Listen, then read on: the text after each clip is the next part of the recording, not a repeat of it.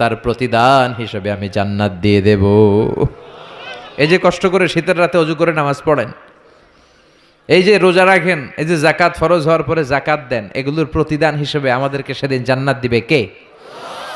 আবার আল্লাহ বললেন, আ'দাতু লিইবাদিয়াস সালিহিন, আমি আমার প্রিয় বান্দাদের জন্য তৈরি করে রেখেছি মালা আইনুন রাআত, এমন জান্নাত, যে জান্নাত কোনো চোখ দেখে নাই, ওয়ালা উযুনুন সামিআত, কোনো কান জান্নাতের আওয়াজ শুনে নাই, ওয়ালা খাতারা আলা কলবি বাশার, মানুষ তার অন্তর দিয়ে জান্নাতের কোনো ডিজাইন ধারণাই করতে পারে না। আপনি কল্পনাই করতে পারবেন না যে কত সুন্দর। পৃথিবীর সব ডিজাইনারদেরকে, আর্কিটেক্টদেরকে আমি যদি বলি সবাই মিলে জান্নাতের একটা চেয়ারের ডিজাইন করেন, সবাই হাজার হাজার ডিজাইন করলে সবগুলোরে মিলাইলে জান্নাতের চেয়ারের ডিজাইনের অর্ধেকও হবে না। সুবহানাল্লাহ কইবেন না? ওই জান্নাতে আমরা যেতে চাই, ঠিক কি না?